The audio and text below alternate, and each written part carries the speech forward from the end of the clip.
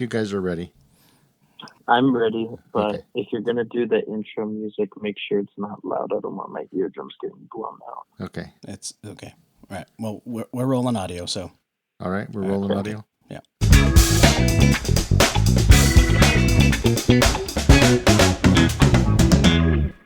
Hey, welcome to my dad's movie podcast.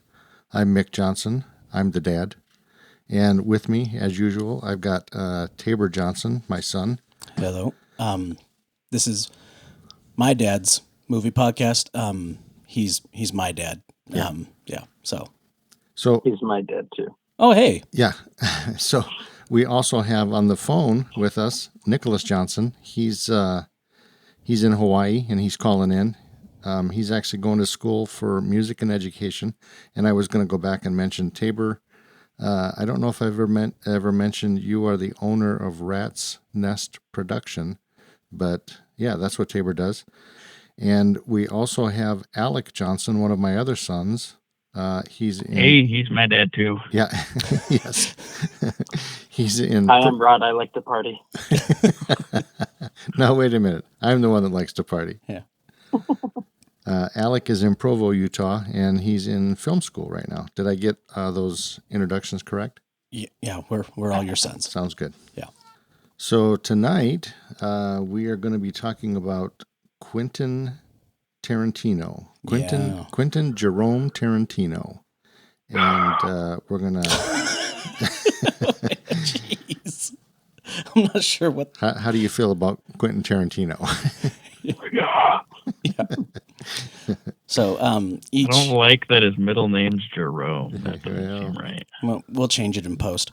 Okay. Yeah. So each of the Johnson kids, we all have a favorite director, and mine is Quentin Tarantino. So it is. Yeah. So this one is my episode. Okay. So I'm really excited about this one. So who made the noise when I said it? Well, it certainly wasn't me. No.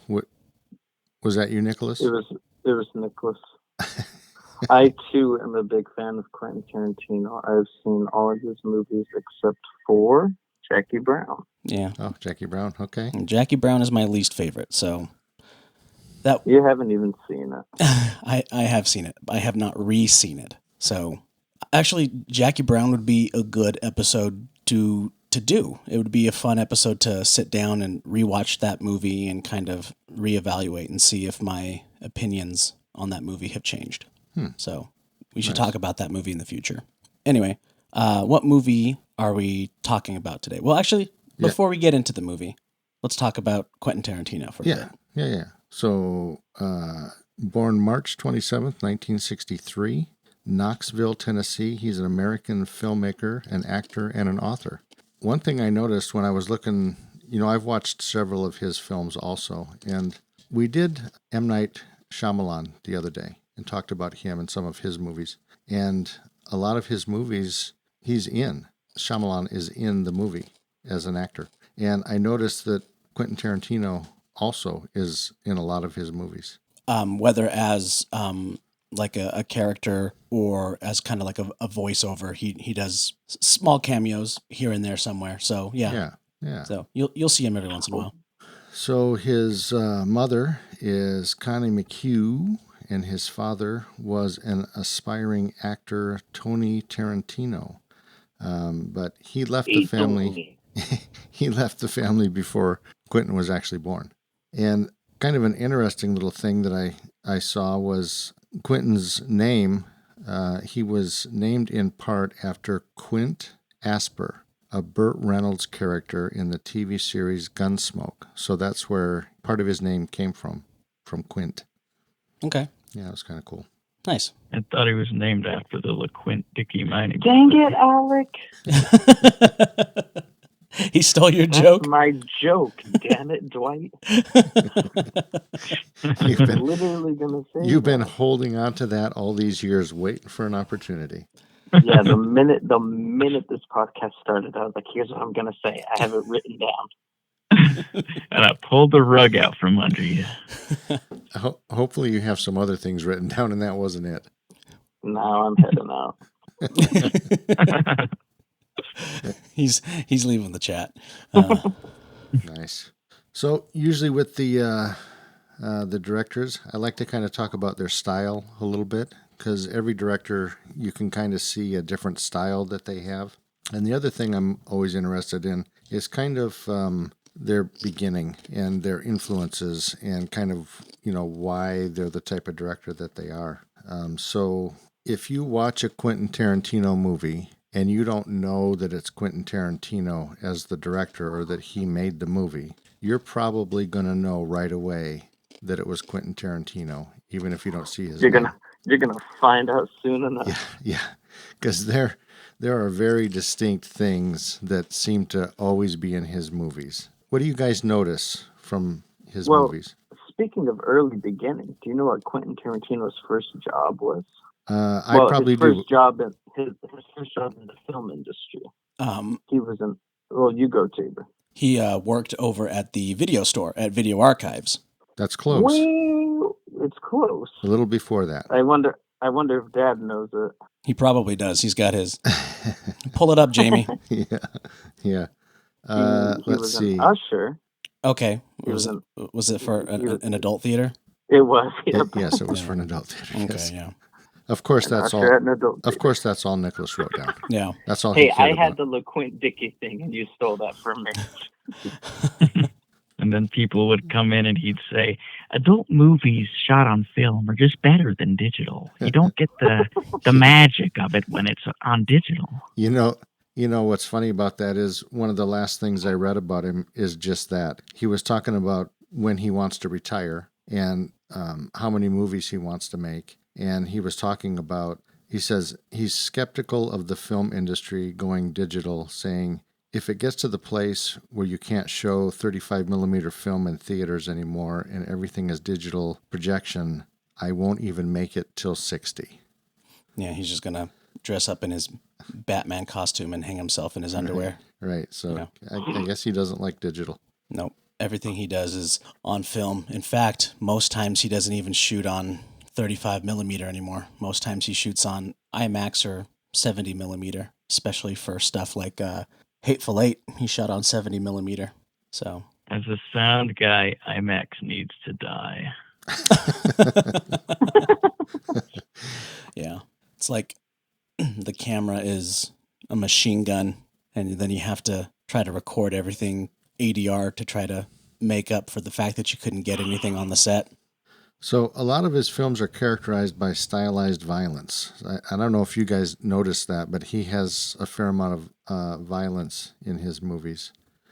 I did not notice that. Yeah. No. It's subtle. You kind of gotta, you really gotta look for it, but it's in there. In that way, they're family friendly. Yeah. Try as I might, when watching Kill Bill, I could not find any violence in it. Yeah, especially when all the blood was spurting everywhere and getting in the way. It's like a Where's Waldo. Yeah. Like, you got to really look for it. Yeah. When someone's eye was ripped out. Yeah. So blink and you'll miss it. Right. Stylized violence, extended dialogue, often featuring profanity. He's a big fan of profanity. Aren't we all? Sounds like my childhood. Yeah. So when Tarantino, whenever he's asked about violence in his movies, basically he says, well, violence is good. Yeah. So yeah, we should roll that clip of of him berating that what was that? Because it's fun. Yeah, because it's Sharon, fun, Jan. Her name I think her name was Jan. He was just she's like, what? Why do women have to be so evil? Because it's fun. Yeah. What movie is he talking about there? Was Death Proof, or is that? Sorry, I don't even remember. Gosh, it might have been the Care Bears movie. It was one of them. But yeah, that's a fun interview. There's also that awesome interview of him ripping into that Indian fella. Remember? Dude, everyone hates that interviewer. Wasn't he on that Edgar Wright movie? Yeah, he's on Shaun of the Dead. Shaun of the Dead, yeah. He's on TV for a bit when they're flipping through channels. Yeah. Yeah, is he the same one that goes No, that You was like not it. an Indian man. No, this was the same guy who made Robert Downey Jr. walk out of the interview because he brought up his like drug problems and his dad and stuff. I remember that. Yeah. He has a history of making people get mad at him. Well, that's delightful. Good on him. So, but yeah, violence is fun. I think that's the main reason I tuned in to Quentin Tarantino originally when I was a youth. Yeah.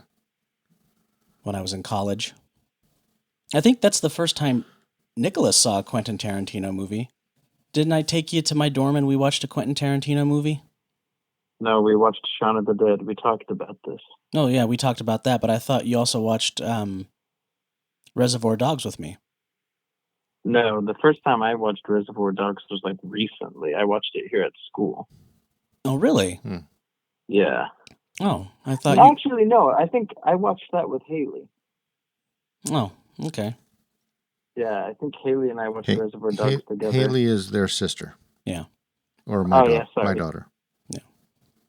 Yeah. But yeah, I don't know if I've ever watched. I think maybe you and I watched Django Unchained together, but that's possible. I don't remember if that's when you were in college. Yeah. Like, when did that come out? So the other thing that he does is he melds comic strip formulas and visuals with live action film sequences. So what does that mean? I mean, where did we see that at? I know that it exists, but I think the only time he's ever done that was Kill Bill. Was it? Yeah, say it one more time. Say what one more time?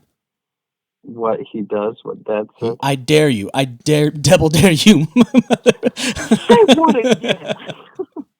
You walked right into that. So he melds comic strip formulas and visuals with live action film sequences. Huh. So maybe not literally comic strip formulas, but like I would say the only like literal comic strip style is the one scene in Kill Bill Volume 1 where they're telling the story of Oren Ishii, where they do like the anime. I guess if you're looking at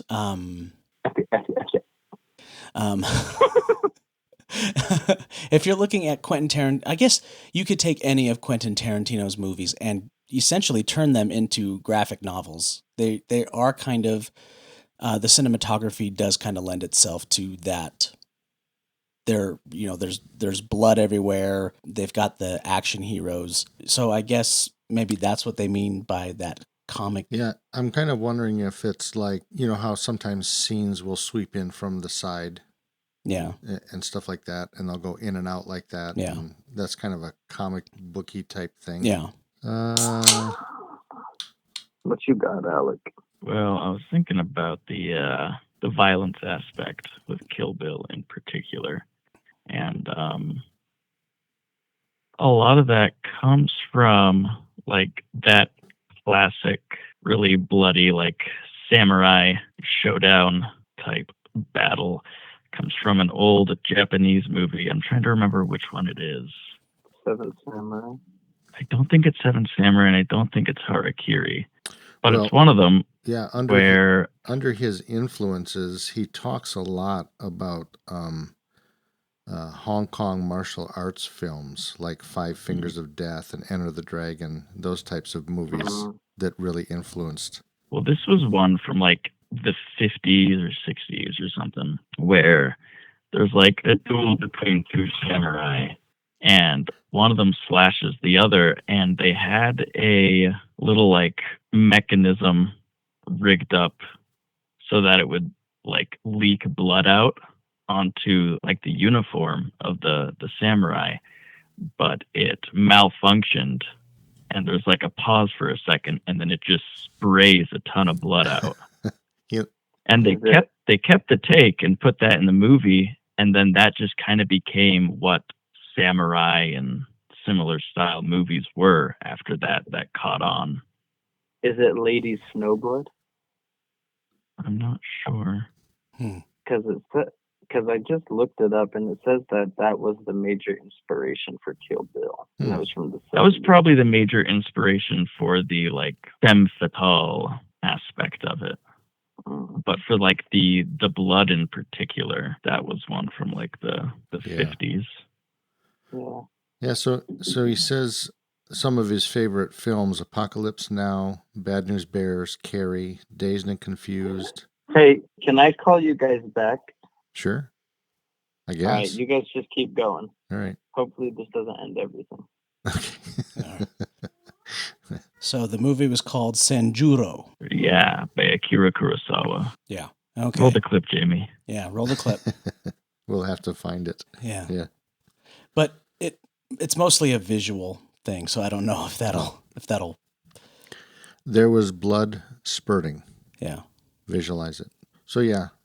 So he talks about a lot of the movies that he thinks are his favorite movies, and like I had said, Jaws, Rolling Thunder, The Good, the Bad, and the Ugly. But he also really likes spaghetti western films, and he said that had a profound influence on the way he makes his movies. So, these martial arts, Hong Kong movies and spaghetti westerns.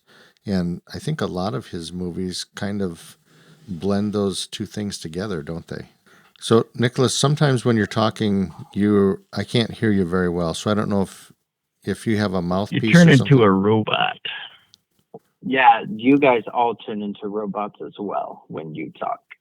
I wonder if maybe it's just the area that you're in. It just isn't very good. I think it's just the distance, honestly. Yeah. Yeah. Okay. Anyway, by the way. And we're back. Yeah. Okay, so we experienced some. Wait, give me a sec. I got to clap real quick so you guys know where to cut mine.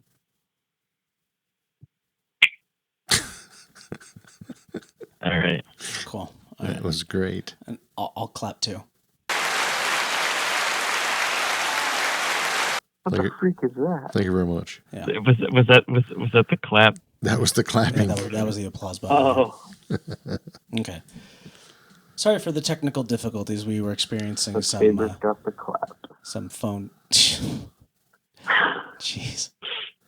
So we're talking about Quentin Tarantino. Yeah. All right. Anyway.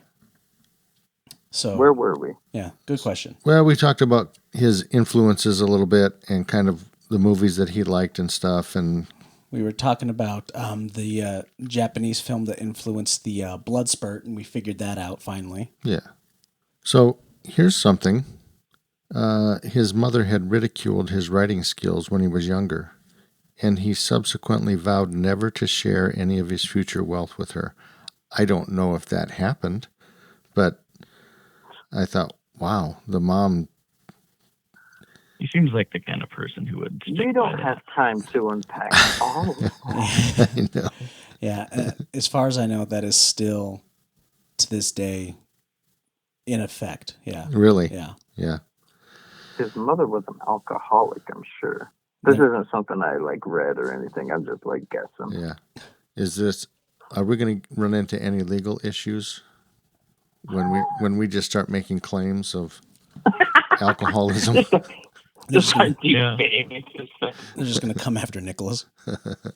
Yeah, that was Nicholas. He's in Hawaii at BYU. We know Yeah, where we to might find get him. sued for defamation. Yeah. Come get me, Tarantino. See what happens. I think it's only defamation if it's false, right? Yeah. Well, now we got to Google it and fact check so we can see if we can leave it in. Was Tarantino's mother an alcoholic? Okay, so I found you were talking about his first job. After lying about his age, he worked as an usher in an adult movie theater in Torrance called the Pussycat Theater. Nice. Yeah. Okay. Spent time as a recruiter in an aerospace industry, and 5 years worked in a video archive video store. Yep. He actually has a podcast now called The Video Archives. Him and I believe it is Lawrence Bender? I could be wrong. It could be his other producer, Fred. He's got two producers that he works with a lot, but they have a podcast called Video Archives, and they go find obscure movies from Quentin Tarantino's collection. When Video Archives went out of business, Quentin Tarantino bought all the VHSs and took them to his house. Oh. And he has them all now. So they'll go take a movie off the shelf, they'll watch it, and they'll talk about it on that podcast. So this is something else that was kind of interesting. When he was 15 years old, so it sounds like he didn't have like a super great childhood, but 15 years old, he was grounded by his mother for shoplifting from a Kmart. And the only time he was allowed to leave the house where he was ungrounded was to attend the Torrance Community Theater, where he participated in plays such as 2 + 2 Makes Sex and Romeo and Juliet. And consequently, that same year, he dropped out of high school. You want to run that first one by me again? Which part? When he was 15? The first play? The first play. Oh, the first play? Yeah, it was called 2 + 2 Makes Sex. All right. So that's the only time when he was grounded that he got to get out of the house, was to go to this theater and participate in these plays. But then he drops out of high school, and I don't think he went to college, right? So when I'm kind of researching him and looking at his life and stuff, really his movies and his life, it was kind of the school of hard knocks. He kind of had a bit of a rough life, and you see that. I have a section here that's called Altercations in the Industry, and I have just a ton of different times that he was in fights with somebody else in the industry. So, his whole life has just been kind of tough, and I'm wondering if we see that type of life in his movies also. You know, these characters, they don't have real good lives either, Yeah, they're kind of, the term is escaping me. What are those called? Those people that are down on their luck and kind of scrappy, and they kind of have to come up from nothing. There's a word for it, and then, oh man, it's just not coming to me. Underdogs. That's what it is. They're underdogs. Thanks for the help, guys. You're welcome, man. Yeah. He tells a lot of underdog tales. Yeah. I think those are the most entertaining stories to watch, I think, because they're just satisfying. You get to see someone come from the bottom and get revenge. Yeah. Could you say that again one more time? We lost you to the robot. Oh, I'm recording it. You're fine. Oh, you're recording it on your phone as well? Sure. Okay. Sounds good. Alrighty. I'm recording it on my laptop. Oh, nice. Okay. Sounds good. Double redundancy. Nice. Yeah. We are talking about Django Unchained today. Yes. There's Nicholas's contribution. Yeah. Okay. Dude, Django Unchained is my favorite Quentin Tarantino movie. Yeah. It's my favorite. That's my favorite. Yeah, it's pretty freaking good. It's not my favorite, but it's incredible. I think it's pretty freaking good. Well, it's my favorite, so you're outnumbered. Is it your favorite too? Yeah. Dang. We're all allowed to have opinions, Tabor, but yours is wrong. Okay, well, yeah. In fact, it's in my top 10 movies of all time. It's also in my top 10. It might be in my top 5. Not sure. That's pretty good.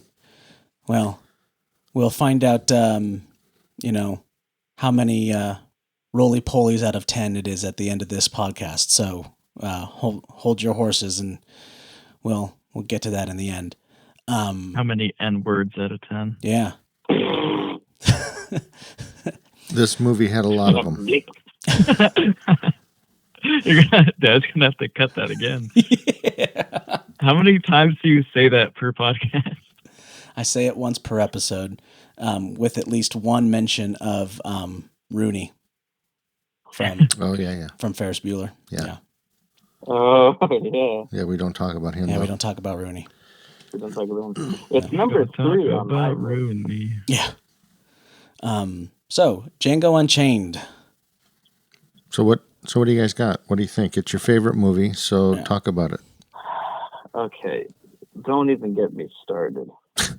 That was the whole point of calling you. Was to get you started. So I don't want you to get me started, so I'm not going to get started. So Don't goodbye. ask me about my business. yeah. So, Django Unchained came out in 2012, and it is an American revisionist Western. Quentin Tarantino sometimes actually calls it a Southern because it takes place in the South, but it still has a Western feel to it. It stars Jamie Foxx, Christoph Waltz, Leonardo DiCaprio, Kerry Washington, Samuel L. Jackson, with Walton Goggins, Dennis Christopher, James Remar playing 2 characters, Michael Parks, Don Johnson, and Big Daddy. yeah, Big Daddy. holy crap. James Remar with 2 characters? Yeah, freaking James Remar played 2 characters, and I didn't even notice until I was watching a reaction video, and one of the guys is like, "Hey, they killed that guy," and I was like, Holy crap, you're right. "Wait a minute, I what?" bet you also didn't notice that Quentin Tarantino played a man with a bad Australian accent. Yeah. Wait, He's Robert. when? What Shut part? up, Nick. Wait, that was him? Jamie, roll the clip. Hey, white boy. I said, hey, white boy. Shut up, Black. You ain't got nothing to say I want to hear. How'd you like to make $11,000? You in there? I said, how'd you like to make $11,000? 11,500 actually. What are you talking about? Yeah, Bruce Dern. He was the one who burned the runaway R on their face. Yeah. Yeah, Old man Karukin. yeah. You, sir, are a hyena. Wait, no, that's the wrong movie. Dude, I love Bruce Dern. Okay, anywho. Yeah, Did you know that Laura Dern was also in it? she was not. Yeah, she played the woman with the bandana on, where you never see her face. That wasn't Laura Dern. That was Zoe Bell. Kate Blanchett. Yeah. What? Are we still talking about Django Unchained? I don't think we're talking about anything. I don't anymore. think we're talking about anything, honestly. I think we're Django talking about my Unchained. wife Sabrina, a working girl, Air Force Listen. One. I think one of my favorite things about Django Unchained is Christoph Waltz. Oh, he's awesome. He does such a good job. Oh yeah, And I think he's the I think- best thing about most Tarantino movies. So- Agreed. But I think something that's so cool is he won an Oscar for being an uber racist in Inglourious Bastards. And then he wins an Oscar for being an anti-racism advocate in Django Unchained. Right. yeah. So Quentin Tarantino wanted Christoph Waltz for the part, and I guess he was turned down. Christoph said no. I'm not interested in this, and Tarantino, he wouldn't take no for an answer, and finally, basically talked Christoph into doing it. But the condition from Christoph was that he has to play the character clean. He has to be. He can't just be this foul-mouthed bounty hunter. He needs to be sophisticated and educated, and so that was Christoph that said, "This is the way I'm playing this guy." Yeah. Uh-huh. So I saw Django Unchained, and I still had Inglourious Bastards fresh in my memory. And so the entire movie, Waiting Excuse for me. the other shoe to drop. Yep, exactly. I was waiting for Christoph Waltz to turn. I was waiting for him to be the bad guy. And so, Turns to Jamie Foxx and goes, "That's a big guy." yeah, exactly. Yeah, I was waiting for him to be the bad guy, and he never did. And so, yeah, both of both of his characters in those two movies are just absolutely incredible and just so freaking good. I mean, man, when I think of those two movies, I think he's the first thing I think of in both of those movies. Most times, you know. So yeah, incredible job. Did you know he was thrown from his horse and he got injured? Did he really? Broke his pelvis. Yeah, broke his pelvis. That's right. Did not know that. That's cool. Well, I mean, that's not Pretty cool, crazy. but. And Jamie Foxx's horse actually belonged to him. Sure. It was a gift that he got 4 years prior. Oh, that was Jamie Foxx's own horse? Yeah, he brought his own horse. It was to his set. horse, yes. That's really We're all cool. looking at the same IMDb trivia. No, what are you talking about? You guys are just scrolling through it one bit at a time. Yep. And see, I'm the only one not looking at the IMDb trivia, so I'm just over here. Whoa, whoa! You call this your favorite director? Come on. I'm blown away. I'm going to a different website to find fun facts. Yeah, go to. I'm going to the dark web. So speaking of injuries, Leonardo DiCaprio was also injured a couple times. Yeah, I know this We one. know about the one where he smashes his hand on the table and the glass cuts his hand. Yeah, he actually broke his toe kicking the helmet. In Lord of the Rings. In Lord of the Rings, yeah. Yeah. Okay. Yeah. And so a lot of people also don't know this, but during RoboCop, he also wanted an Oreo, but the sound guy wouldn't give it to him. Robo wants his Oreo.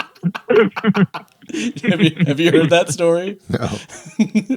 And then right after that, you see Leonardo DiCaprio holding Broomhilda, and Django pulls out his gun and he goes, "Dad!" So, on the set of RoboCop, Peter Weller is trying to do something, and the sound guy or the costume guy is sitting there eating Oreos, and Peter Weller refuses to be called anything other than Robo because he wants to stay in character. Mm-hmm. And he looks at the guy who's got the Oreos and he goes, "Robo wants an Oreo." And the guy goes, "No, Peter, these are my Oreos." And he goes, "Robo wants an Oreo." So the guy takes the entire sleeve of Oreos and just puts the entire thing of Oreos in his mouth. And so that he couldn't have any. So he couldn't have any. And then in this video, it cuts back to Peter Weller, 2024, as he is now. He goes, "I have no effing idea about this guy's Oreos. I have no clue what he's talking about. I don't know what this story is." But everybody else knows this story, right. But for some reason, nobody else does. We'll have to go back and bleep that F word. I've never seen Dad flinch so bad. I gotta cut that. No, you're good. Did you know, Dad, you'll find this interesting. Leonardo DiCaprio stated that Doc Holliday from Tombstone was the main influence for Calvin Candy. Okay, you're going to have to say that again. We lost you. You turned into a robot. Yeah. You turned into Robo. Robo wants his Oreo. Leonardo DiCaprio stated that Doc Holliday from Tombstone was a main influence for Calvin Candy. Oh, really?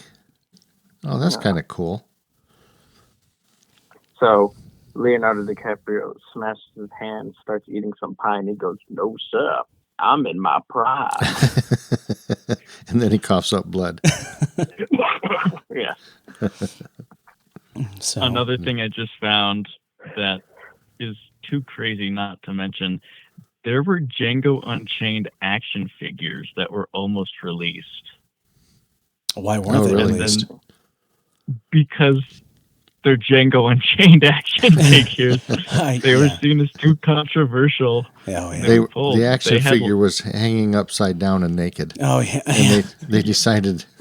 I don't know who's going to be giving their son a Calvin Candy action figure for Christmas. The But bloody you could have gotten it. blood spurts out of the hand when you push the button in the back. So there's no chance that I'm going to get my Mandingo playset? Oh, jeez. For an extra $5, you get the dogs with it. Oh my gosh.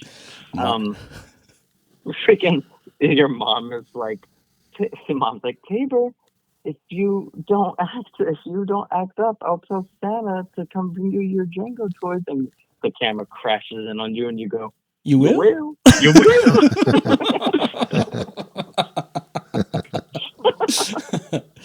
We both thought the same thing. There's a ton of crash zooms in that movie. Yeah. So yeah, let's. That's one thing I love about it. Yeah. It's just how Does visually it feel Edgar playful it is. Wright-esque in that sense? Say that again. I said Robo watches Oreo. I said, does it feel Edgar Wright-esque in that sense that there's like constant crash zooms and like the same way that Quentin Tarantino would use like constant wipes or something? What? Answer the question, Tabor.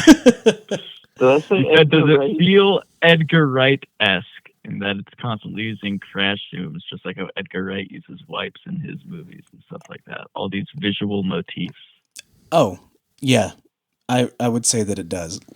When you see all those crash zooms, you're like, yeah, this is a Quentin Tarantino movie. This has the most crash zooms out of any of his movies. I haven't sat down and counted them all, but I think this is the only one where I'm like, I'm gonna need to have a talk with Ray because that's getting to be a lot. It'd be a lot. Yeah, starting to feel sick. Yeah, but feeling woozy. Yeah.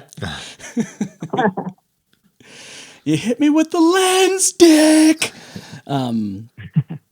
But yeah, he does the crash zoom. I think my favorite crash zoom is, no, Calvin. That's a good one. Yeah. I couldn't resist. Here's something. Samuel L. Jackson. Yeah. Nice. Yeah. Here's something. Okay. Dynamite was not invented till 1867, and this film takes place in 1858. Yeah, it was pre-Dynamite. What do you make of that, Tarantino? Well, I don't think he cares too much about this. I don't even remember. Gosh, but like one of the repeaters. So you're talking about the rifle that King Schultz used, 1874 Sharps Buffalo, which appeared 20 years later than the movie would have suggested. Mm-hmm. That's the one, yeah. Nice. That's crazy. Yeah. It also reminds me of what's that one movie? No Country for Old Men. The shotgun that Anton Chigurh used. It's like way ahead of its time. With that giant silencer on it. Yeah, but I mean, also he was using like a can of RC Cola as a silencer. I mean, that's also not realistic either. But so I thought you were gonna say he was using a can of RC Cola to put holes in people's heads. Pulled the guy out of his truck and put a bottle of Coke to his head. Would you hold still, please, sir? Yeah. I've seen cans of RC Cola do some damage though. So it's like, would you hold please still, sir? And then he puts Mentos and Coke and puts it to his head. Yeah. I think this was Quentin Tarantino that said it. I might be wrong, so if I'm wrong, please forgive me. But I think he said that I will not let historical accuracy get in the way of telling a good story. So if there's something that he has that would lend to telling a good story, but for some reason it's not historically accurate, he will circumvent that anyway, because it would still make the story good anyway. So if there's a really cool gun that we can give to Dr. King Schultz and it would look really cool and it would make the story really fun, he's going to do it anyway. Right. You know? I mean, I don't know if you've ever watched the show Archer, but there is just so many things in that show that don't add up.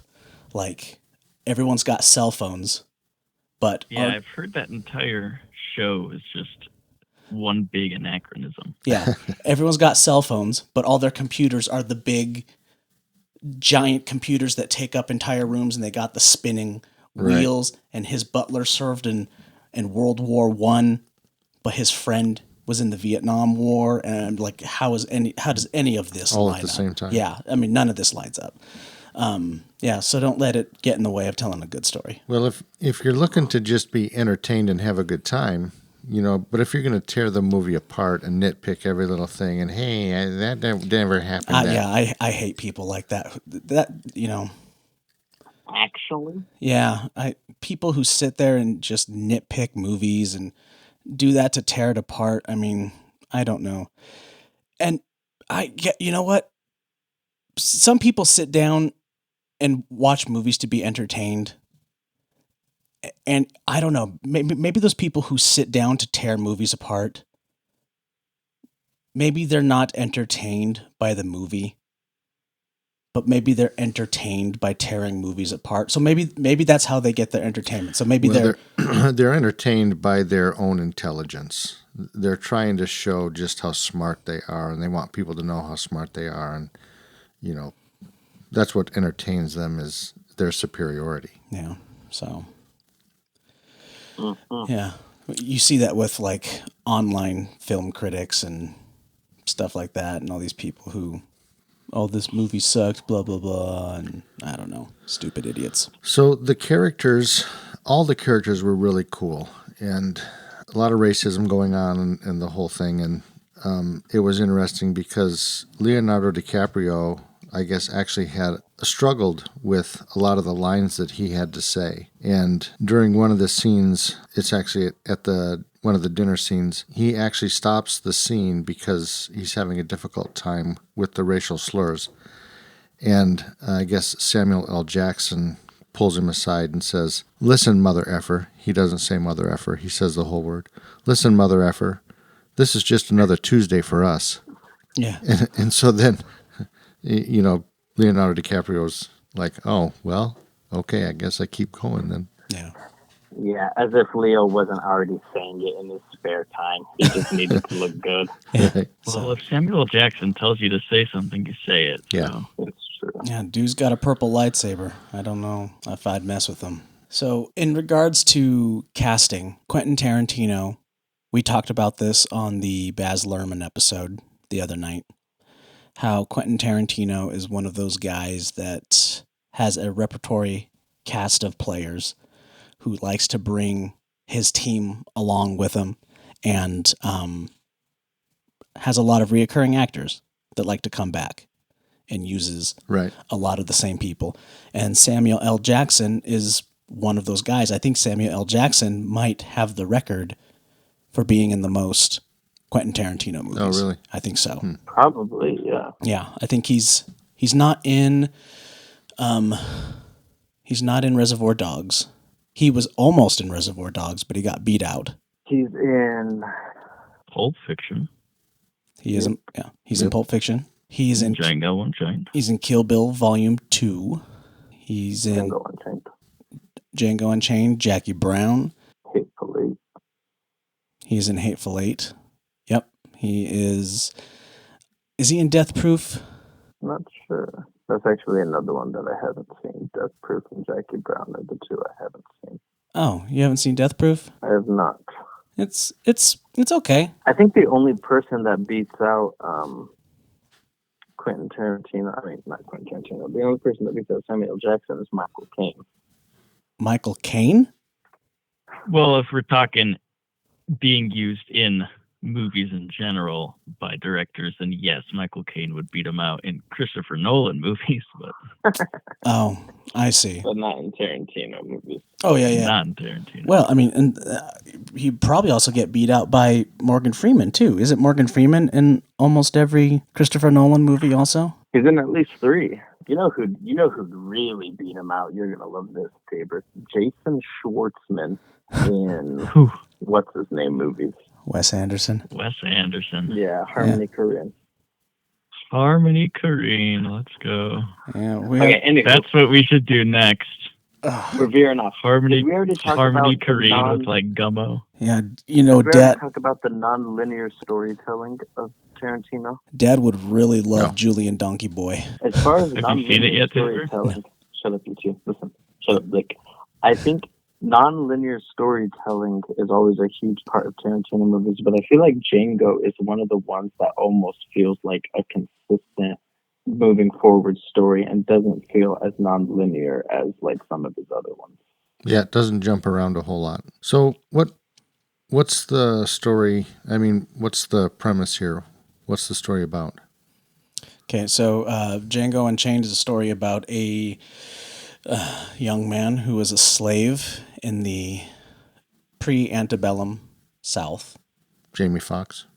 Yeah, Jamie Foxx. Right, pre-antebellum because it's pre-Civil War, if I'm remembering correctly, right? Civil War has not happened yet. 1858.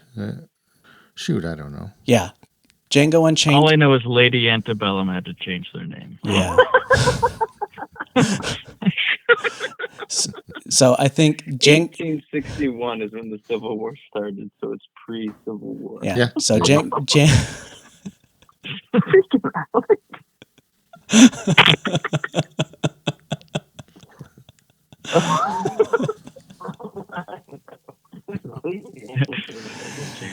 yeah.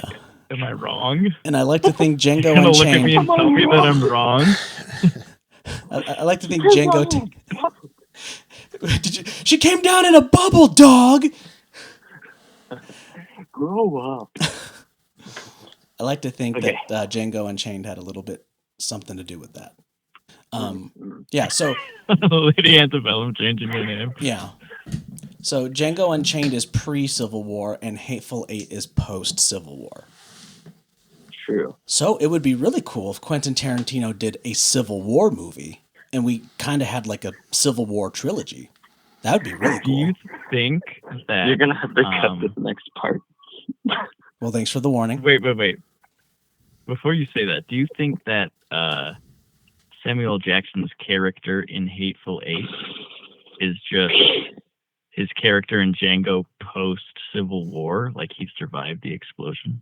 He's much older in Django Unchained than even Hateful Eight. Haven't you seen Hateful Eight? He was faking, Nicholas. So my understanding is Because it's fun, James. my understanding is that Samuel L. Jackson's character is supposed to be Django. Well, originally was Django. That it was supposed to be a sequel to Django Unchained. Eventually it was changed and he's his own character now. But originally, yeah, it was supposed to be a continuation of Django's story, but not anymore. Okay. But I really do not think that it's what was the character's name? Not Charles. The Chester old Charles decrepit Smithers. bastard. What? He calls him like an old decrepit bastard or something. I think his I name's Chester Charles Smithers. It's not No. Chester Charles Smithers. It's Sucked. Hold on, shut up. Steven. It's Steven. That's his what it name. was. So Yes. it's definitely not Steven. Steven is dead. So Dad is he's done. I'm shaking my head a lot. Yeah. So this movie is about, that's what we were talking about. We're talking about what this movie's about. Yeah. It's I about, might have to bow out, folks. why is that? You get canceled? I'm supposed to be eating dinner right now. Are you? Yeah. Okay. If it was just me and I was at my unit at my holiday, I'd keep talking, but I'm at Natalia's aunt and uncle's place. Okay. But You got any final thoughts before you take off? it was fun while it lasted. Shut up, Mick, and see you in the next episode. All right. Sounds good. Bye-bye. All right. Bye-bye. All right. Bye. Bye-bye. All right. So Django Unchained is about a man named Django who is a slave. He was on the Karukan plantation, sold back into slavery, and he is purchased by a man named Dr. King Schultz, who's a bounty hunter, and he is taken on a journey to find his wife, who is owned by a slaver named Calvin Candy. And so Django goes on a winter of bounty hunting with King Schultz, learns the trade. They have a very profitable winter. And then they come up with a plan to pretend to be Mandingo fighters or Mandingo trainers. Yeah. And they are going to purchase a Mandingo fighter from Calvin Candy for $12,000 and purchase Broomhilda out from under Calvin in the process. And then the plan is to never purchase the Mandingo fighter and to get away with Broomhilda scot-free, Right. buy her freedom, and live happily ever after. But of course, it's a Quentin Tarantino movie. It does not bode well. There is no happily ever after. Well, there is eventually, but it is a very steep hill to climb. Right. You have to go through A Walton very Goggins to get there. sticky happily ever after. Yeah. So The amount of times I've had to go through Walton Goggins to get to my happily ever after. Oh gosh. Yeah. So initially, King Schultz, he purchases Django because King Schultz he's a bounty hunter and he's looking for some men. He's looking for 3 men who used to live on the Karukan plantation named the they're going by the Schaefers now. But The Brittle Brothers. yes, the Brittle brothers. Yeah. And I think he needs Django to help him find them. John, Ellis, and Little Raj. Yeah. And then it kind of goes on from there. Then Django's like, "Hey, help me find, my wife, Yeah. Broomhilda." My wife. Very nice. Got to throw one of those All in there. right. All right, Alec's leaving. He's got to go eat dinner. Gotta go eat a 9mm.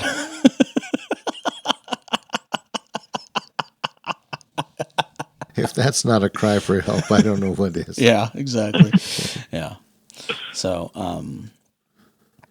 yeah, I know we talked about Samuel L. Jackson already, but man, he's a scumbag in this movie. I hate him. Which is funny because we talk about how much we hate Samuel Jackson's character, but Quentin Tarantino actually said that Calvin Candy is the only character he's created that he truly despises. Oh no, I hate Calvin too. Well, yeah, of course, but you think that he'd hate Steven just as much. I don't know who I hate more. I'd have to think about it. Who I kind of hated a little more this time around was Mr. Mogi, the lawyer. There's that scene where he has Mr. Mogi grab the guns from everybody and he whispers into Django's ear, "Jackass." I forgot about that. I watched it the other day and I forgot about that. Yeah. Speaking of Mr. Mogi, another fun moment in that movie is when he's just like, he prefers you call him Monsieur Candy, and then Schultz says something in French. He goes, no, he doesn't speak French. Please don't speak French in front of him. It just embarrasses him. That's funny. He likes to be called Monsieur Candy, but don't speak French in front of him. So you're talking about the Mandingo fighters, the Mandingo fight and the scene with the dog, where the dogs tear the person apart. D'Artagnan. Yeah, I guess those were supposed to be a lot longer and a lot more violent. And Tarantino actually felt like it was going to end up traumatizing the audience too much. And so he cut the scenes down and, made them not so, well, they were bad, but it's still not very so bad. It's still very traumatic. Yeah. So, I mean, you got to wonder you can get across a point without being so graphically just violent, right? So why does he choose, in a lot of his movies, he chooses to have this shock factor in his stuff? Well, I think there's a difference between the violence in Kill Bill and that scene. And there's also a difference. Like, let's not even bring in Kill Bill. Let's just talk about the violence in just Django Unchained. Let's talk about the violence where he's shooting everybody at the end of the movie, and everyone is just exploding blood. Right. And let's talk about that scene where the dog is ripping the person apart. They're two different types of violence. That violence is fun. And where the violence, there everyone's exploding and Django's killing people. The gunfight. Yeah, and it's a good time. And that violence where the dog's ripping the people apart is not fun. And I think it's done on purpose. It's graphic on purpose, and it's to drive the point home. It's to... This was real? Yeah, it's like this wasn't a game. Like, you're watching this fantasy movie, but I want to remind you that this happened. And you need to remember real quick that this was a reality for a bunch of people. And, we'll go back to having fun later, but I need you to remember real quick that this was real. And so, yeah, it is very traumatic, and you lose that fun for a long time, and it does not come back for a while. Right. But when that hip hop music comes back and he's shooting everybody, then you're like, okay, fun's back. I'm having a good time again. Right.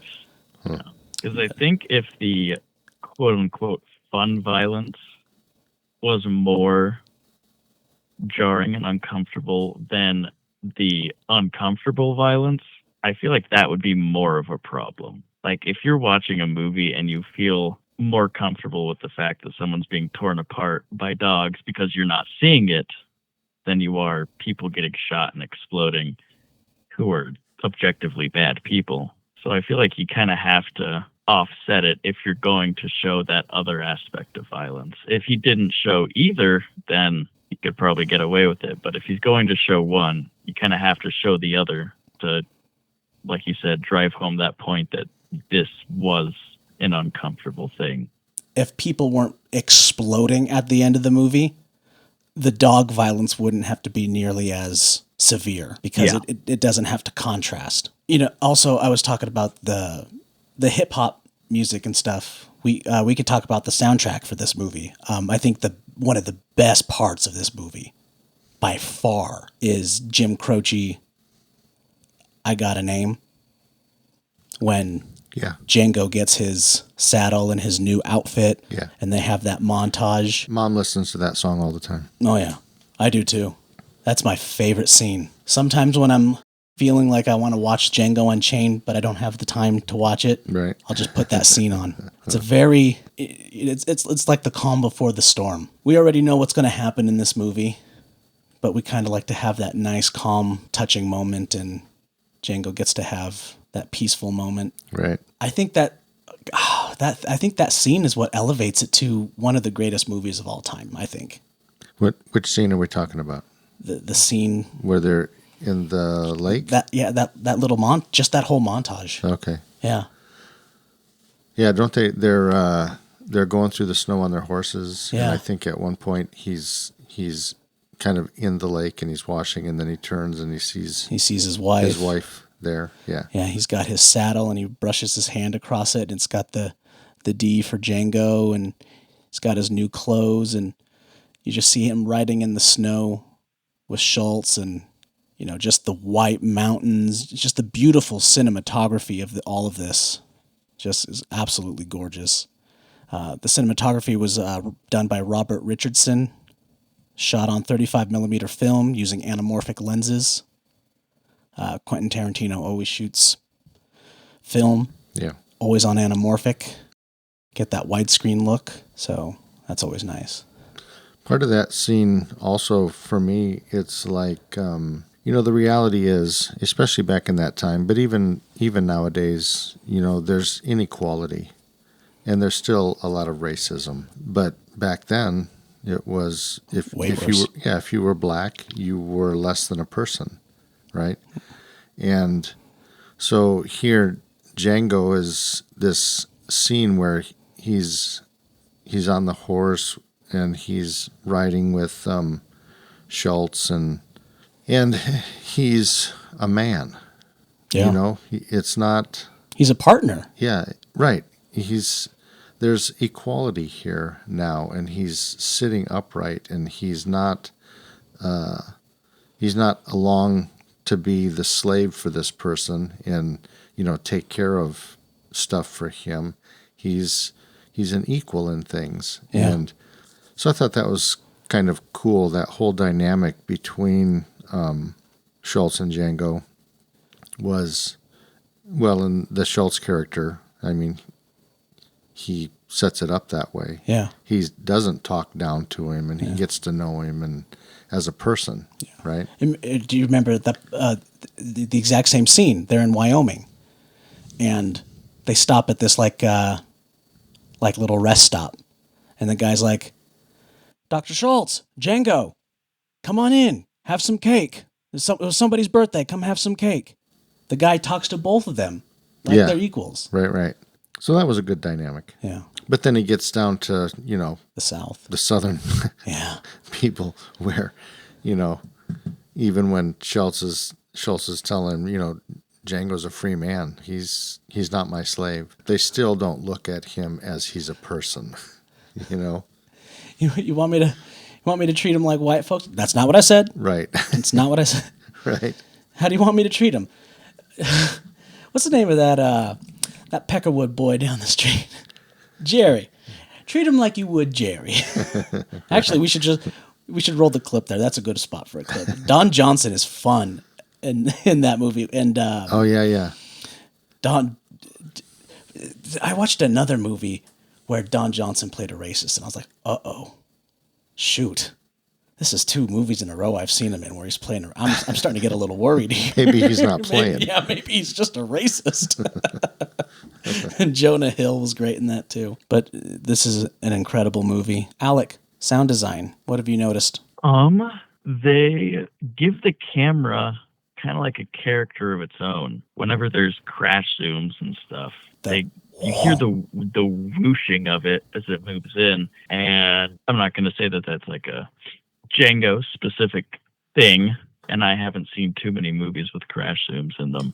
Is it a Quentin Tarantino specific thing? Have you seen other movies do that? Maybe. I'd have to think about it, but I'd say this is the only one I can think of where it kind of feels like the camera is a character of its own. Or I guess the camera kind of portrays the audience and how we're seeing things. I guess if we were sitting on the camera like a roller coaster and we pushed in with it, that's the sound we'd hear? Yeah. Okay. And also those are the moments when we would move in like that, because it's kind of replicating the surprise that we're supposed to feel, or the attention that we're supposed to have on those specific moments when it has those crashes. Okay. So we've talked about music, we've talked about sound, production design.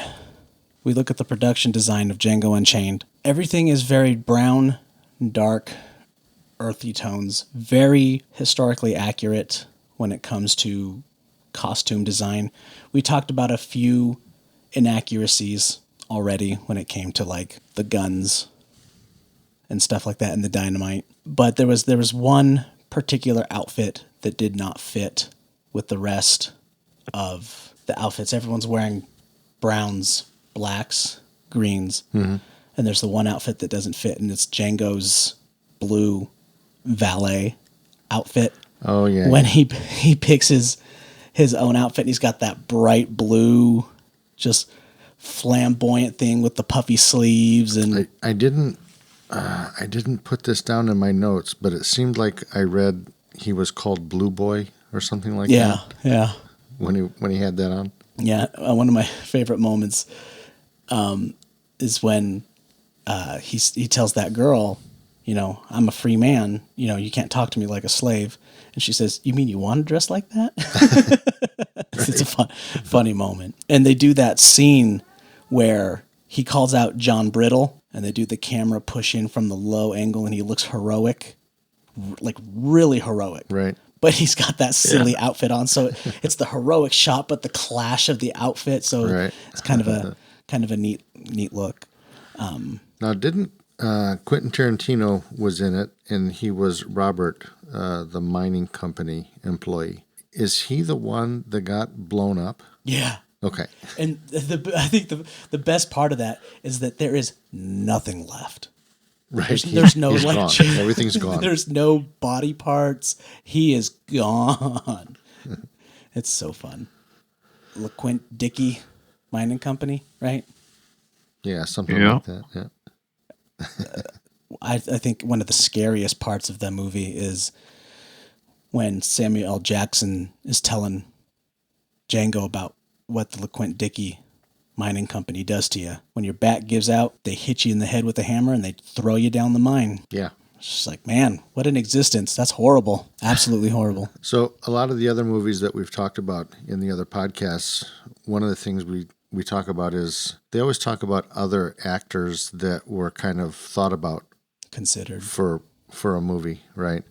And it's always hard to picture somebody else once you've seen the movie and you've seen this actor. But I did read that for the part of Django, Will Smith, Idris Elba, Chris Tucker, Terrence Howard, Michael Kenneth Williams, and Tyrese Gibson were all considered to play Django. So remember during the Baz Luhrmann episode when we were talking about how we mentioned those names and we can only see... So we were talking about Elvis and how Miles Teller and Ansel Elgort were considered for Elvis. But we could only see Austin Butler. Like the others, like, there's no way. There's no way those other guys could be Elvis. We only see Austin Butler for Elvis. Right. But when you read those names, I can honestly see Will Smith could have done it. Probably not as well as Jamie Foxx. But one who would have done amazing was Idris Elba. Yeah, I could probably see him. I don't know that I would have liked Will Smith as much. I think I see too much, like... Ego? Yeah, or almost like a comedic character sometimes. It's hard for me to, But Idris Elba, I think he would have done great. Yeah. I think Idris Elba would have done awesome. And Chris Tucker, as silly as that sounds, that would have been a risk, but that could have been like, when you give that comedic actor that chance to switch over to the dramatic role. Right. And then all of a sudden, well, that's what they did with Jamie Foxx. Yeah. Jamie Foxx was a comedian. Yeah. So maybe Chris Tucker's career would have been absolutely, completely different. Who knows? And then Jamie Foxx kind of stuck with it because he went Baby Driver. Yeah. I'm sure he's done other serious roles since then. He's done more serious roles, but he's also kind of done some action stuff too. Some of it with a comedic flair. Yeah, he did a movie with Tom Cruise where I think he was serious. I can't remember what the movie was. This was well before Django, but he did the Ray Charles movie, Ray. Oh, yeah. Nice. Well, what else have you got, Alec?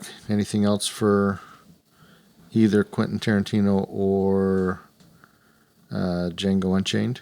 Any other thoughts about the movie? Thoughts about what you liked about it? How it made you feel? Stuff like that. For me, like, I'm hearing all this racist stuff going on and seeing how other humans are treated. I can't help but feel a little angry a lot of times while I'm watching. I thought you were going to say can't help but feel a little proud as an American. Right. Yeah. As a white American. It's devastating to watch this movie, get all the way to the end, and to not see at the end of the credits say, Django successfully won his wife back and racism ended. The end. Yeah. It's 2025. And it's still here. Still prevalent. And not only has it not gotten better, it's in fact just getting worse. Well, I mean, nobody's slaves anymore, which is cool, I guess. But yeah. But that doesn't mean racism's gone. No. But I wouldn't say it's getting worse. Well, I mean, I don't know, man. we can get into the politics of it, off the podcast for sure, but I don't know. I think a movie that portrays that really well is Black Klansman. The ending of Black Klansman, like you watch Django and you're like, this is great. He's a free man. He saved his wife. He killed the racists, and it's over. But then you watch Black Klansman, and you're like, wow, this story wrapped up. It's over. And then they just show a montage of modern day, things still going on. Yeah. Absolutely. So, anyway, that's a bummer. But Django Unchained is good. Yeah. Yeah. We love Django Unchained. We love Quentin Tarantino. Quentin Tarantino's a lot of fun. I really enjoy his movies.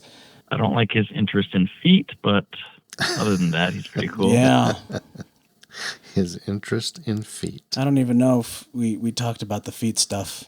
No, we didn't. No. And I don't know if we have to. I don't know if we have to. Yeah. I don't think we can let people figure that out on their own. Yeah. Sort through that stuff.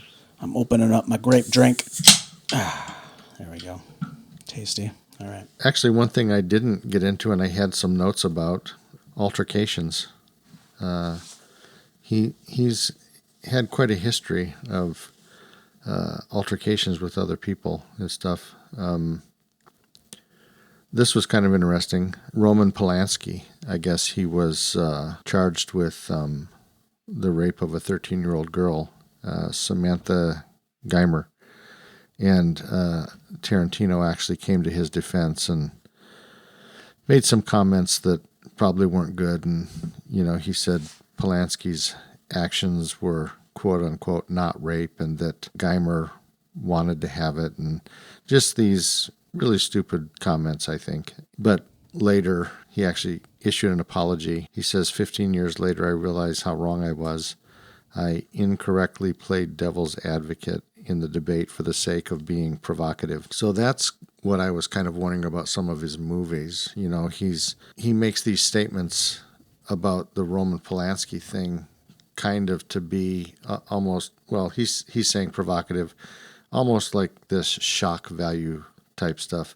And, it seems like he does that in his movies also. He wants to get this this shock to the audience and get them all either riled up or, some sort of big reaction. Yeah, it depends on... I have respect for artists who shock people to make a point, but not people who shock people just to shock people. Like, back when I was doing stand-up, there was people who would say shocking things just because they had the ability to say shocking things. It does not mean that they had any point behind it whatsoever. But then there were some people who would say shocking things, but because, they were trying to make a point. But then there's also some people who would get up and do stand-up and make a point without saying shocking things. So they were able to do it both ways. But yeah, I mean, even when I was starting out doing stand-up, I said some stuff that was shocking because I'm like, ooh, look at me, look how edgy I am. And it was stupid stuff that I regret. And I thought it was because, I'm a stand-up comedian. I can say whatever I want, but there was no point behind it. I was not making a point. Yeah. And I was just saying it for the sake of edge. And so I would like to go back in time and, punch 23-year-old Tabor in the face because that guy was an idiot. Yeah. That's crazy. That's how old I am now. Oh, you'll punch 23-year-old Alec in the face when you're 33-year-old Alec. You should go ahead and punch I'll 23-year-old. punch 13-year-old Alec in the face. Yeah. Punch 23-year-old Alec right now. Yeah. Dude, if people found out the things I said when I was in 6th grade, I'd get canceled. Yeah. Let's rate this movie.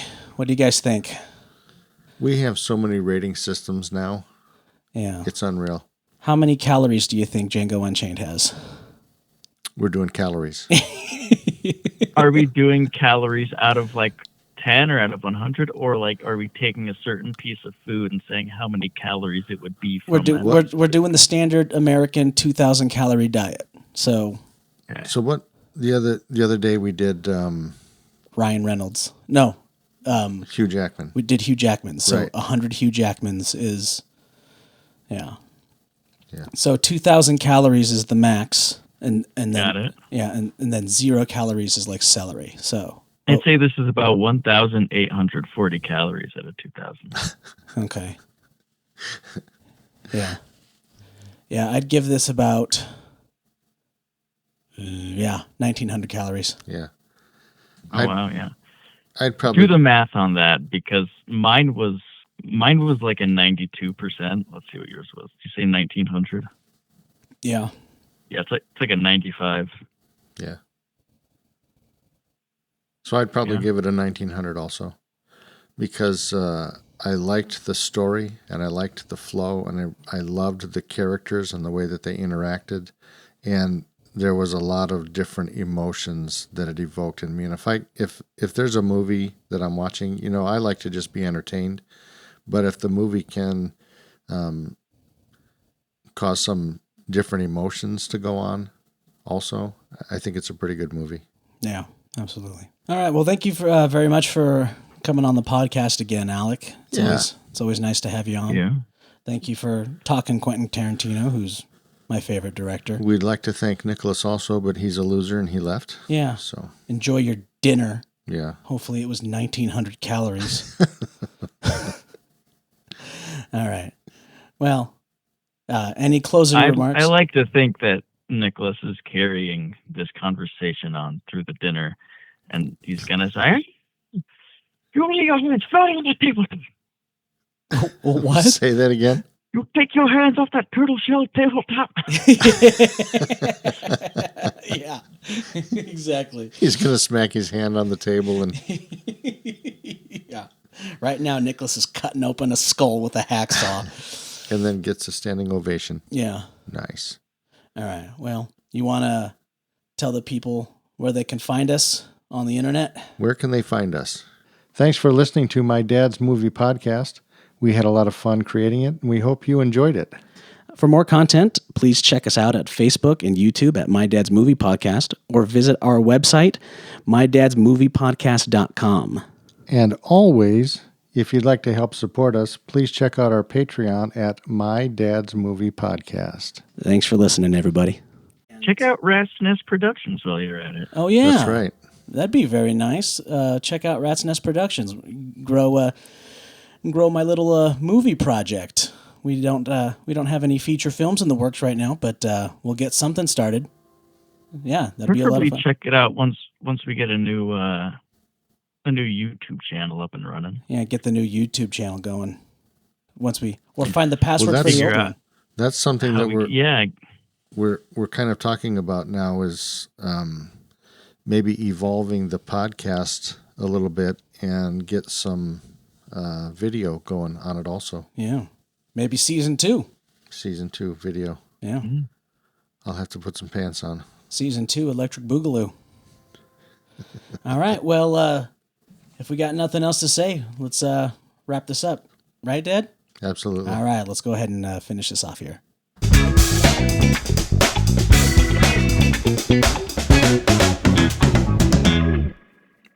And we're gone. All right. Okay. Push this button here. Oh. Wait.